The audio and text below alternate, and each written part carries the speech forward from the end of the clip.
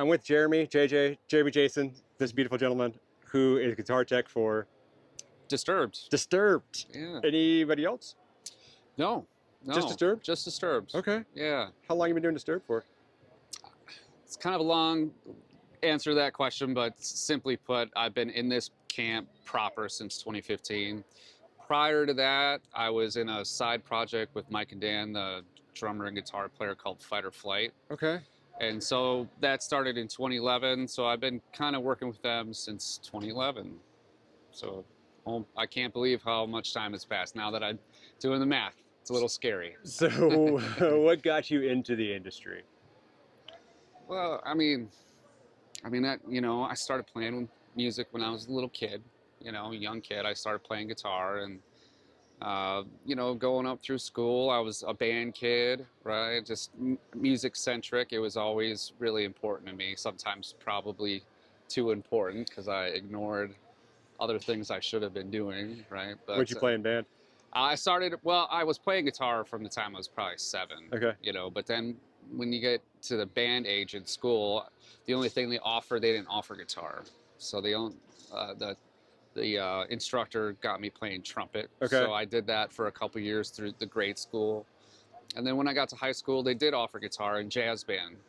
And so I was able to actually play my instrument, in school. So I did that, and that was kind of, you could say the primer to what came after high school for me, which was, as far as music is concerned, I mean, I immediately started playing in original band, at home in my hometown, Milwaukee, and that band, Bellevue Suite, was, it's actually our 25th anniversary this year. So you're aging yourself now, man. I know. I probably didn't want to say that, but we released a couple independently produced records, and through that process of writing and producing our own stuff, I learned a lot, along that journey. Yeah. All the foundational stuff that I still use today, in this role, but how I got. Into this position, how I got into Fight or Flight was, or, just kind of on their radar in general, is Mike, they were on a hiatus at the time. They took a couple years off after the 2011 record cycle. And they, years prior to that, thank you, I appreciate that. Years prior to that, Mike was coming out and checking out my original band, Bellevue Suite, and he became an advocate and a fan of that band, and was doing what he could to help us along the way and try to get us to that next level, and so it ended up not quite working out for that band, but we had a good stretch there where we had some heat on us, so. We're actually going to do a reunion show this summer when Disturbed is off the road, so looking forward to that. But anyways, that's how I kind of got on the radar. And although it didn't work out for that band necessarily at a higher level, it did put me on their radar. Yeah. And when it came time for them to put together a side project, they offered me the position as the other guitar player. So that's kind of how I started working professionally with them.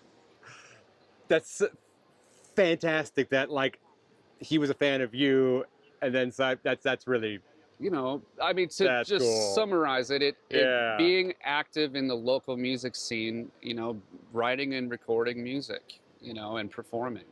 We, did some independent touring here and there, truck and trail, my own truck and my own trailer, driving ourselves around, but it was, it led ultimately to this, where I am now, and it's taken me, all these years later, I mean, it's taken me around the world a few times. I mean, experiences I never thought I would have, and I'm grateful for that.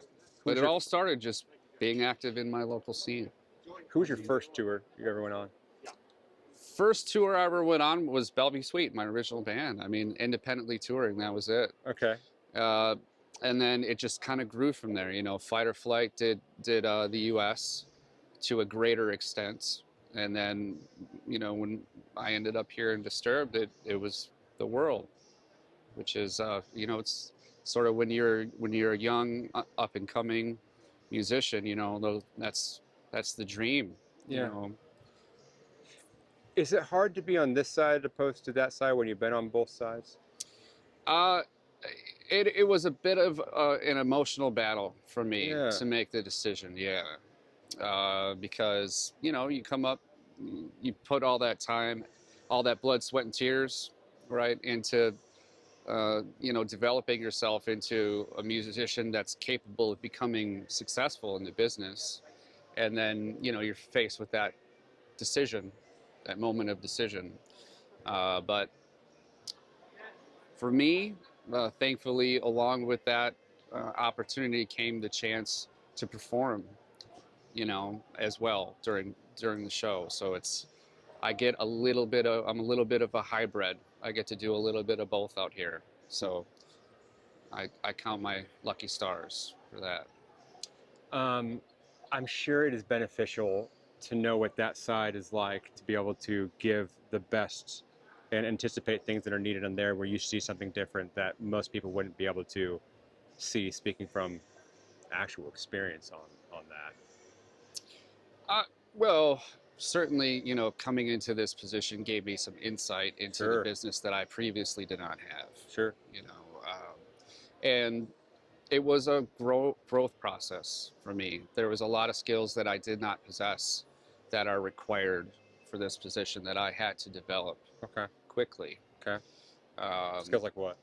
well, luthier skills, Mhm. for one. I had functional skills that any player might have, but I needed more advanced skills than I had. So, I guess that sort of willingness to be in a mode of continual learning Yeah, is an important thing to have. yeah. I think in anybody's life, really. But I was faced with it directly. Like, hey, it's time to learn some new things here, quick. So I sought out, some mentorship from some people. I sought out some self-directed education. And now we're in an era now where information is Yeah. so readily available, Uh, more than at any time in history. You can YouTube anything now and find. There's really, if you don't know something, the answer is not too far away. So, Yeah. and that's an important thing to realize, that you don't know something, or maybe you don't know it to the extent that you need to know it to be competent. So what advice could you give to bands that don't know if they need a guitar tech or not? Like, what's the point, the tipping point for them? Well, I mean, the point comes that, when, you're under the type of scenario where you're under a zero fail situation, Hmm. which is Hmm. like, at a lot of lower levels, if something goes wrong, and the show comes to a stop for a little bit, it might not be the biggest deal. Yeah. If you're playing bars, you know, once you start getting into clubs and that, you start getting into, multiple guitars, multiple tunings, rigs, like us, you probably take some shots later of the gear, but we're running real amps here. I have 20 instruments that I'm responsible for here. Jesus. A lot of that has to do with the fact that there's a lot of different tunings throughout the set. Golly. When things start becoming further complicated by those types of requirements, it's time to start looking.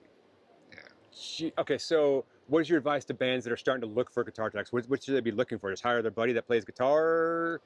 Well, Like, what do you think separates a good guitar tech from a great guitar tech? Like, a willingness to learn. Okay. I think I don't think there's any problem hiring your buddy as long as they have some basic abilities. They know how to accurately tune an instrument, right? You can learn the rest. You can learn how to set up guitars. You can learn maintenance and repair. You can learn how to design and build rigs. Like, that's all attainable information. So I just think that somebody who can has strong communication skills, who accepts responsibility for their mistakes and chooses to learn from them rather than try to deflect and make excuses for why this, that, and the other thing went that way. That's a big thing that instills confidence in the people who employ you.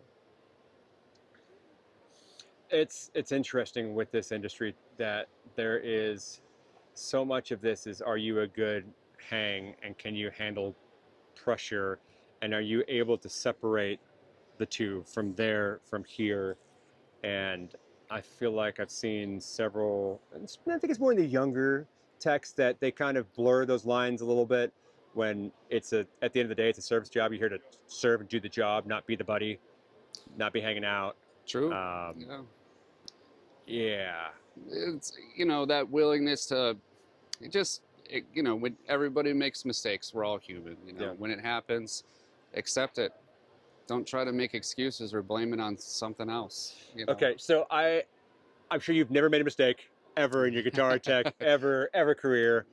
What's the biggest mistake you've made, and what'd you learn from that mistake? The biggest mistake I've ever made. Ooh, it's a tough one.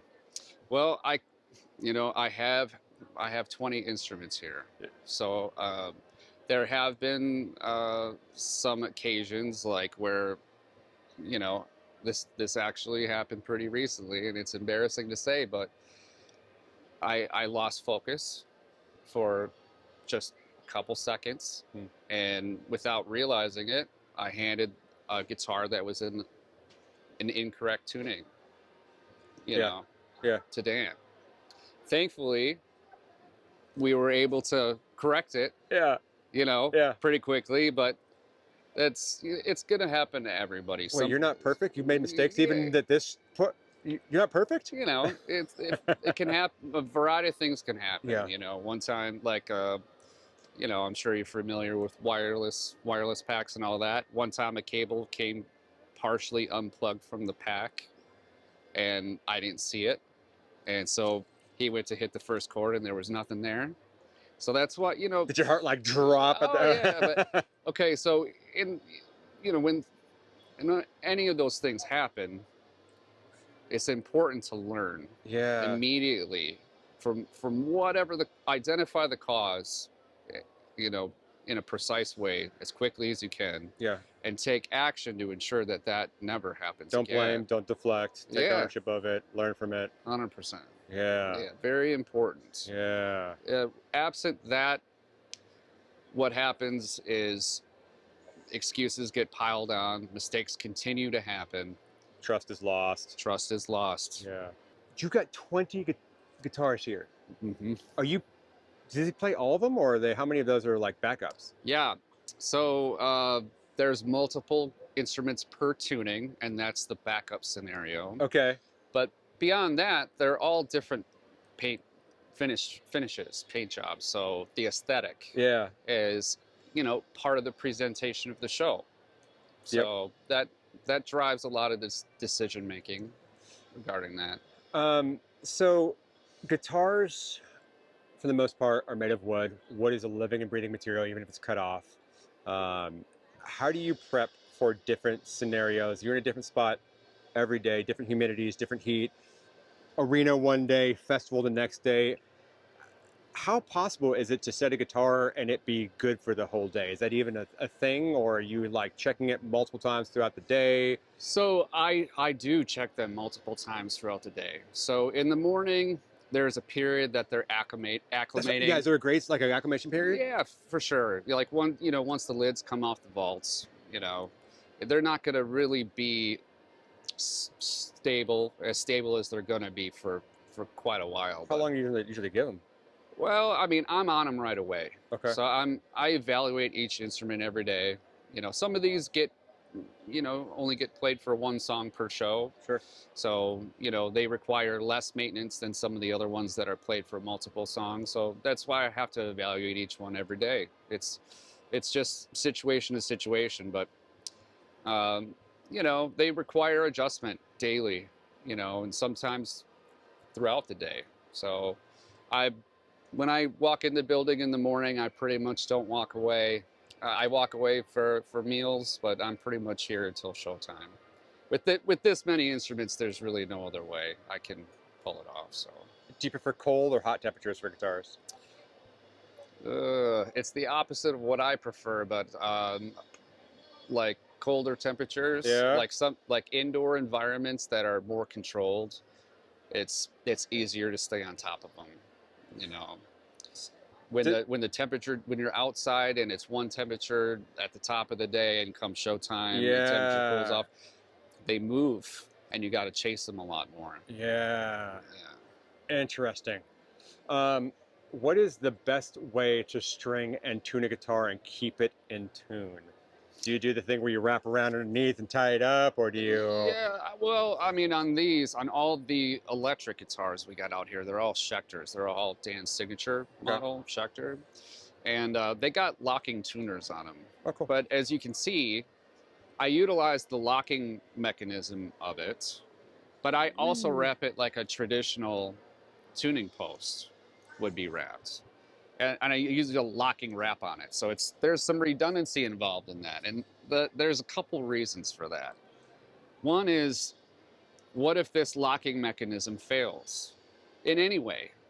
What if it just loosens up, right? Yep. On deck, you know, he jumps, you know, a lot. There's things that can happen, right? Yep. So it's like, it's part of what the inner monologue, my inner monologue, and I think the inner monologue of, you know, the guys who are doing well, they're always, you know, what can I do to, you know, create some sort of redundancy in the event of a failure. Yep. And that's just like one easy trick you could use. I mean, even though, yeah, it's a locking tuner, you could just pull it through and tighten it down and give it, you know, wind it up.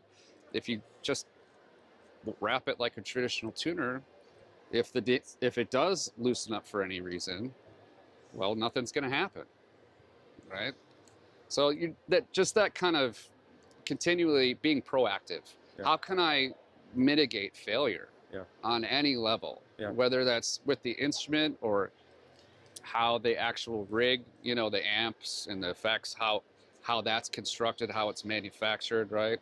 And maybe you can, you know, get a camera in the back of that rig later or something and see. But there's techniques some techniques are better than others as far as how you build these things, that you're gonna, if you use these techniques to build them, you're gonna have less failure versus not. Yeah. You know. Favorite strings? We're using GHS. Okay. Yeah. Okay. On all our stuff, the acoustics as well. And I gotta say that we don't have problems with strings. So I hope that speaks loudly enough. That's awesome. Yeah. Do you want to do an equipment walkthrough a little bit? Kind of show me your rig. Let me. All right. So I guess we'll start. We talked about the guitars a little bit. We can talk about them a little more if you want. But this is the rig that Dan's running right now. And just kind of start, you know, I was talking to you about, you know, the technique of how these things are built. I just want to point out that bta.com is the manufacturer of this rig. And so I collaborated with them. When I'm not on the road, I work with them. You know, they're based out of Tinley Park, Illinois. I'm based in Milwaukee, so I'm down there quite a bit. But anyways, this is part of what we do. We do system integration. We build cables. We build looms, turnkey rigs like this. Yeah, that's awesome. So little shameless plug there for btpa.com, or Bestronix Pro Audio. That's what BTPA stands for. And you know, the work really speaks for itself. You'll see on the back of the rig how it's wired. But back in 2011, Dan and I put our heads together. We had a list of requirements. We built identical rigs, you know, for our Fireflight tour. I got one that's almost just like this. But you know, it's had some changes over the years. You know, we've changed out the wireless. Now we're on Axient wireless. But it's basically, starting from the top, it's wireless, and then an input selector by RJM, and then there's isolation transformers, and here's a rack gizmo by RJM. Got a stereo decimator. That's a noise gate. We're only using one side of it right now. Crybaby rack wah, and this we use for this is in the loop of the Bogner amp. So that we use that for effects in the effects loop of the Bogner. This we don't use anymore because I'll show you on the back side of this rack. This is a Palmer DI unit we used to use, and we don't use it anymore because we found something that works better. But we just kept it in the rig, again, for failover, for redundancy. If something were ever to happen with what we're using now, the 2-note stuff, we at least have something that we could go back to. That's smart. Yeah. This is just a MIDI through box. It takes a MIDI in and splits it out to 8 MIDI outs, and then these are RJM Y-Nots. They're MIDI controllable ABY boxes, and so that means from preset to preset, there's quite a few presets that we use during the course of the show. We can, because this is a 3-channel amplifier and this is a 3-channel amplifier, different combinations of those channels may or may not be in phase with each other. So what these allow us to do is preset to preset. It allows us to ensure that we keep the phase coherence, because you can flip the phase of one of the outputs via MIDI. That's which cool. is great. That's really cool. Yeah, it's really a great box. And then I can show you a little bit more. This Electro-Harmonix Rabbit sitar pedal that's used during Stupefy, the bridge of Stupefy, that sitar sound that happens right there. That's how we get that sound live, anyway. We don't, although this is in the rig, we don't have any presets that's utilizing it right now. This Talking Machine by Electro-Harmonix. These here, a couple Eventide pedals. You can see they're here again. We used to use them years ago, but we still use the mod factor. We're using it for like a half-cocked wah sound, sort of that filter sound. But the other boxes we don't use anymore because this unit here kind of took over the duties a few years back. And then down here we got the Kemper. So what we do in this rig is we got 2 live amps and a Kemper, okay? So what we're doing is providing 4 outputs to front of house and monitor world. So what they do with that is they'll take the Kemper, split it left, right, and then they'll take the real amps and kind of bring it more up the center. And what happens is it kind of creates this big, thick wall of guitar sound out there that's it's more multi-dimensional, more 3D sounding than just, say, one output source. That's cool. Would be. Yeah. So it's a little tricky, but maybe we can get back around the backside of this. Okay.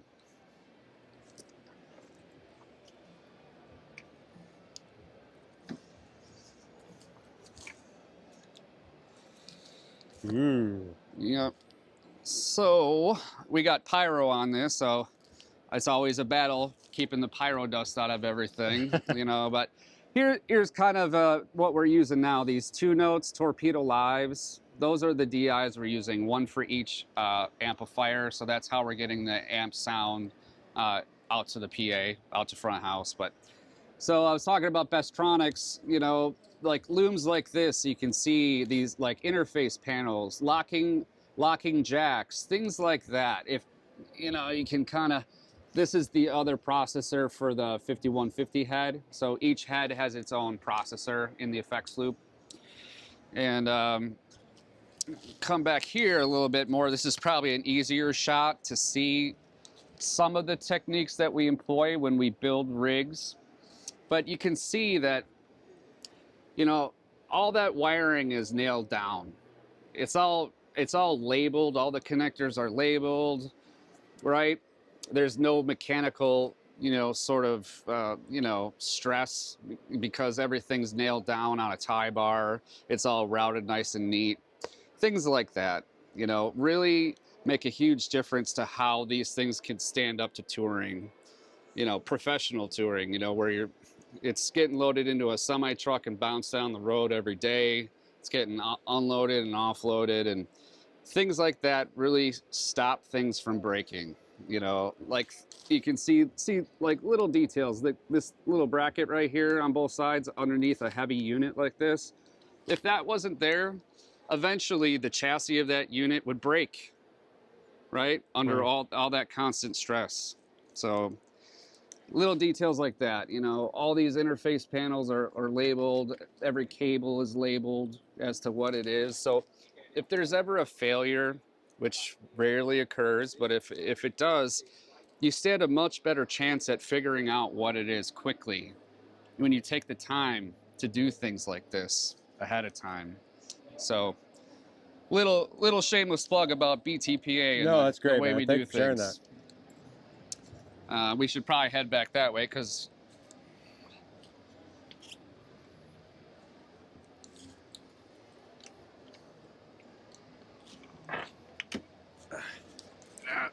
All right. so I should show you this. So that's Dan's main board. It's a Mastermind GT22, and it's not lit up right now, but if you're sticking for the show, you can see it in action. This is a Mission Expression pedal. We use that to control the whammy sound, which I didn't show you, but there's a whammy pedal in here. See? So we use that expression pedal to remotely control the treadle on that whammy, and you'll hear that used throughout the show. This is just a controller, a wah controller for this rack wah unit. And I'll show this to you, one more little detail. Things that, are important but maybe not always executed are this simple things, like this little eye bolt. There's a clip on the loom that goes to the downstage that provides strain relief for these connectors, right? Like, those are the types of things when I'll show you one more little detail. We use MIDI to control all this stuff, right? Well, instead of using like a standard MIDI connector, instead we use 7-pin XLR jacks because they lock in place. And they're far more robust than a little 5-pin DIN connector. Things like that. Like, you're just always trying to make sure that you're doing what you can to prevent failure at any point. So anyways, enough about that. That's great. Thank you for showing that. So here's a couple of the guitars. I'll show this one here because this is one of the newer ones here. This one was painted to be to match the original Sickness kit that Mike plays from the first tour, this is the 25th anniversary of the Sickness record. So we had him do this one up, and I surprised Dan with it. He didn't know it was coming, but he opens the show with it now. You'll see him play it at the top of the show. And then this one here was painted up to be like the album cover, the Sickness album cover. So Chewy does all the paint jobs over at Schecter. He does a great job. And here's another one. This one here, we call this the old 96er. A little bit of a Great Outdoors reference, if you know that movie, but 96 is the year the band was formed. So that's the story behind that. And then this one here is, actually I just really like this. I just like that red on black look. It's a really nice shade of red. It's one of my favorites. Just like a race car. Yeah. On the fretboard too. Yeah. Cool detail, right? Yeah. And this one here I think they did a nice job with this one too. It's got this Oh, like wow. distressed look to it. You know, they beat it all up, you know, to make it look like it's been abused, but it hasn't. It's a relatively new guitar. That's cool. Looked like that brand new. So little details like that, you can see they pre-corroded the hardware. That's cool. Made it look like that. So some pretty unique finishes on this stuff. Yeah. And then I'll show you this one. Ooh. You can see the Guy logo there. Uses this on Stupefy and Numb. Wow. I like that black on black. Yeah. And then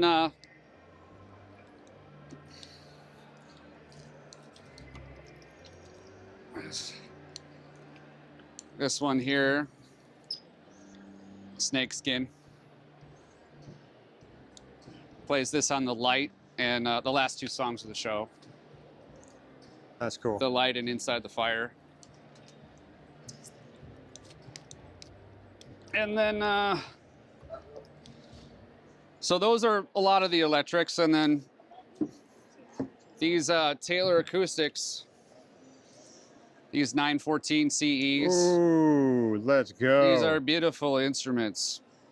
And these are the acoustics that I play on Sound of Silence. Wow. Yeah. Beautiful instruments. What is that? It's a Taylor 914 CE. What wood? Do you know? This here is rose. This is a maple top and rosewood. Yeah. That's awesome. Beautiful guitar. Yeah, and that kind of does it. Well, I mean, there's more guitars, but oh, I should show you this. This is not show ready yet, but I was working on it earlier. Check this out. Is this brand new? This is brand new. Ooh, let's go. Yeah. So it's not quite show ready yet. It won't be played tonight, but it'll likely be played the next show. I think it's gonna look nice under the lights. Yes. So That's gorgeous. that's the newest edition. And it's gonna be played, it's for the last two songs of the show, actually. Which one's your favorite guitar? I'm kind of partial. I'm kind of partial to this red and black one, honestly. That's I just like it a lot. I think it's a really nice shade of red, and this purple one here too. You know that the purple one's relatively brand new, but I kind of really like that one too. Can you walk us through your workbox? All right, so this is my Workbox. It was made by R&R Case. I think in 2015, I want to say. And Jim Price over there, who passed away last year, unfortunately, helped me with the design of this. And it's a great Workbox. I highly recommend R&R. Anyways, it's kind of tooled up, you know, with all the things you need to maintain and repair instruments. Not only instruments, but you know, electronics as well.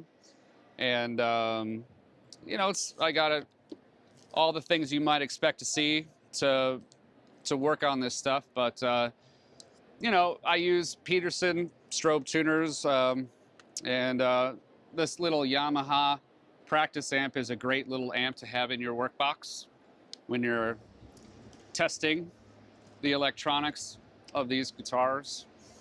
What's the coolest new toy you gotten recently? The coolest new toy. Well, let's see. I'll show you this. This isn't new, this isn't new, okay, but this is a cool toy.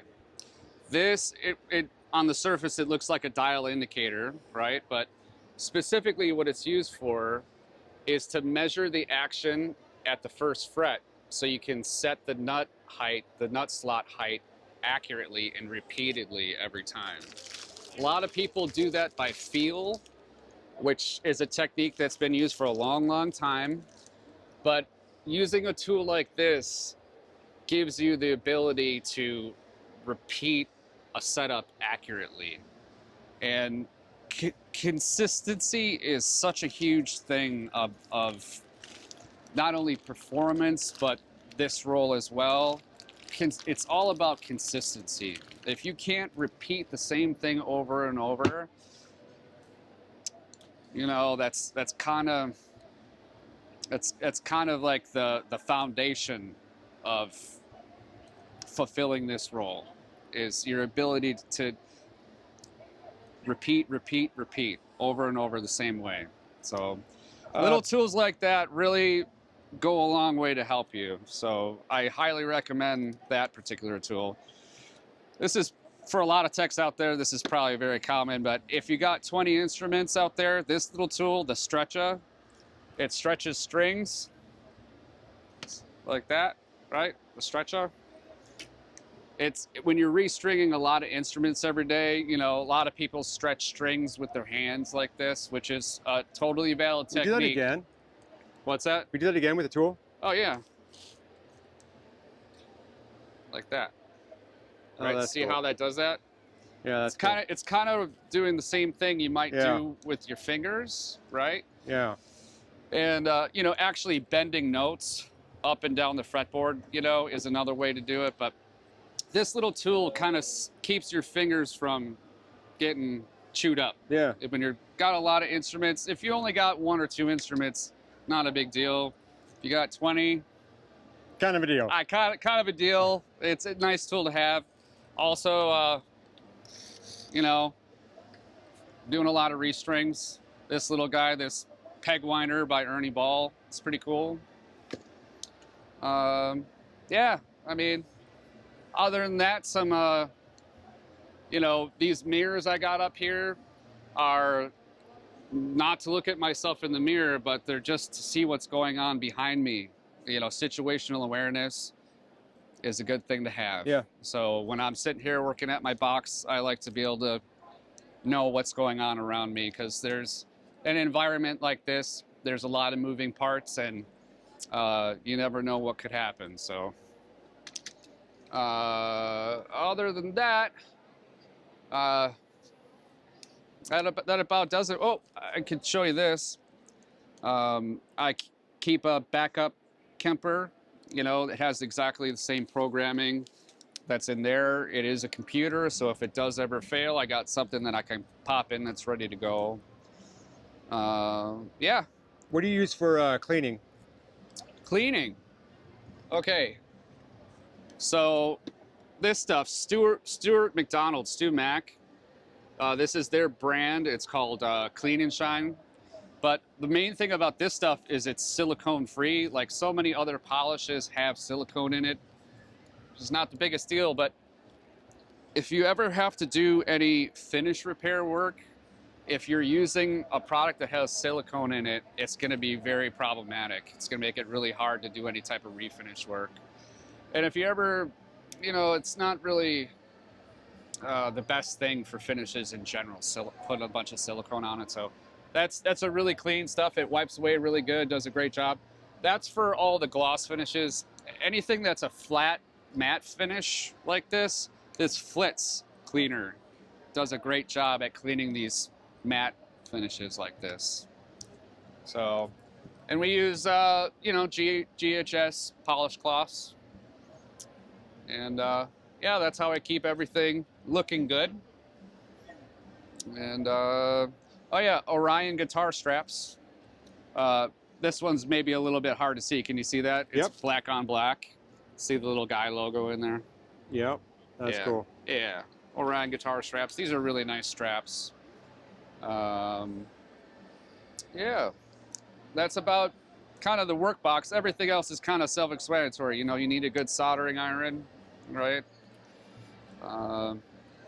We use in-tune guitar picks, so I'll show you that. Oh, focus, focus. There we go. That's cool. Yeah. What's on the QR code? That is a link to all of Dan's social media. Oh, that's cool. Yeah. That's smart. Right? Yeah. Kind of a great marketing tool. Yeah. That's genius. Right? So, you know, I don't know if it's been the first implementation of that, but it's kudos, you know? It's a great idea. That is really cool. Yeah. And actually, he made up some stickers too. He put them everywhere. That's cool. Yeah. And yeah, so that's basically the world. Oh, I will show you this. This here might not look like much, but my antennas go in there. And you know, this is kind of like a, right? More boards. That's the backup board for Dan right there. It's an identical board. It's ready to rip. Yeah, ready to rip. If anything goes wrong with that one, Yep. if that MIDI controller is a computer, computers fail from time to time, boom, we hot swap it. Ready to rip. Yeah. I love that. Well, thank you, man. Yeah, man. Thank you so much for taking the time to do this. If people want to follow you in your career, where can they follow you at? At Jeremy Jayson on Instagram. Okay. Yeah, Jayson. Perfect. So Man, you're awesome, brother. Thank you so much. thank you. Appreciate it.